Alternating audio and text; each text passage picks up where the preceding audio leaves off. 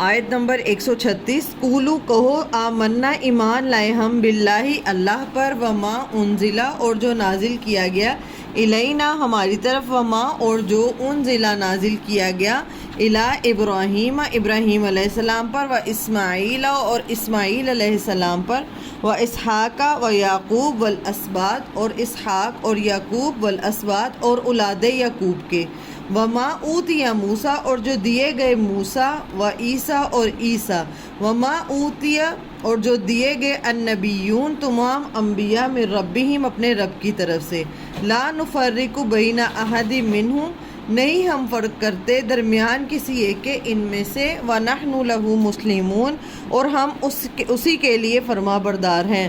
اب یہاں پہ کہا کہ قولو کہو، کس کو کہا گیا ہے کہ یہاں پہ واو آ گیا نا، اگر قالا ہوتا تو سنگل ہوتا، واو آ گیا، قولو مطلب نبی صلی اللہ علیہ وآلہ وسلم کو بھی کہا اور ساتھ ان کے ساتھی جو ایمان والے ہیں۔ آمنا ایمان لائے ہم اللہ پر، اور جو نازل کیا گیا آپ کی طرف، اور جو نازل کیا گیا ہم کس پہ ایمان لائے ہیں، ان سے کیا کہہ دو کہ ہم ایمان لائے ہیں جو آپ کی طرف نازل کیا گیا۔ کیا نازل کیا گیا تھا نبی صلی اللہ علیہ وآلہ وسلم پہ؟ قرآن مجید، اور جو نبوت دی گئی تھی ہم اس پہ ایمان لاتے ہیں۔ اور جو کس پہ نازل کیا گیا؟ ابراہیم پہ، اسماعیل پہ، اسحاق پہ، یعقوب پہ، والاسباط اور اولاد یعقوب پہ، اور جو دیے گئے موسیٰ اور عیسیٰ، اور جو دیے گئے تمام انبیاء اپنے رب کی طرف سے۔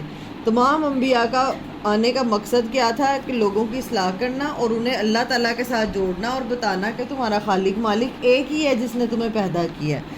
لا نفرق بین احد ہم فرق نہیں کرتے درمیان میں کسی ایک کے، مطلب یہاں پہ فرق کرنے سے کیا مراد ہے کہ کسی ایک نبی کا انکار، سب کا انکار، کسی ایک نبی کا بھی انکار نہیں کرنا۔